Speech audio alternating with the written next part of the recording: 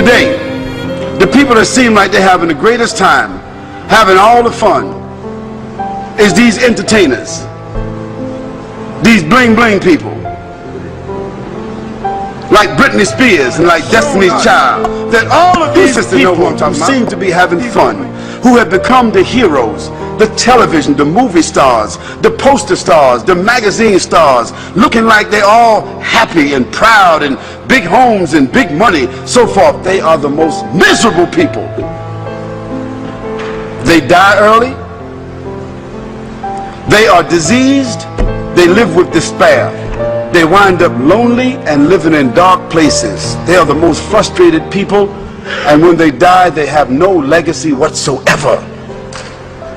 Why? Because everything that the Creator told us not to do, when we do it, it winds up with disease. You name it. If the Creator told us not to drink alcohol, what is one of the greatest diseases in the world today?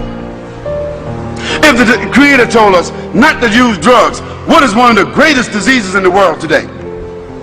If the Creator told us not to fornicate, not to commit adultery, what is the greatest disease in the world today? Sexually transmitted diseases. If the Creator told us to be fair, don't take interest, what is the greatest source of stress in the world today? Debt.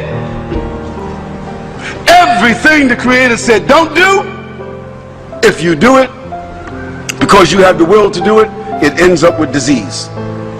Everything the Creator said to do, if you do it, it winds up as a gift. From an Islamic perspective, is the word happiness in Old English comes from a root word hap, which is luck or fate.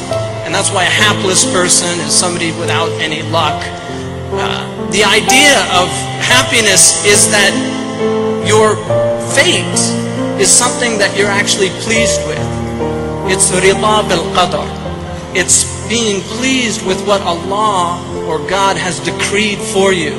That is true happiness. And people are wretched in the world because they reject their circumstances. It doesn't mean they can't change their circumstances, but they're sad about the past. You can't change the past. So to lose your happiness over what's happened in the past is actually not using the intellect correctly. So the pursuit of happiness is, according to Muslim ethicists as well, is the pursuit of a moral and virtuous life that is something that is pleasing. And the word pleasure, which people associate with happiness, comes from the same root of please. And plesur, the original meaning was to please another. So real pleasure is in the service of others. And that's why the happiest of all people, in our belief, is the Prophet Muhammad ﷺ. And no one served people more than the Prophet. His life from the beginning to the end was a life of service. Even before Islam, he was serving. And that's why Khadija, when he said to her what had happened on the Mount of Light, Khadija said, God will never forsake you. You feed the hungry. You take care of the orphan. You help the widow. You take care of those in distress. The proof that she had was his serving other people. Ask people, what do you want in life? I want to be successful. Why? Because I want to make a lot of money. Why? Because I want, it's always something else. But if you ask them, finally get to the final, they say, because I want to be happy. And then you ask them, why do you want to be happy? There's no reason to be happy. That's an end in itself. And that is indicative of the fact that what we really want is eternal happiness. That's what the human soul is striving for, to be happy eternally.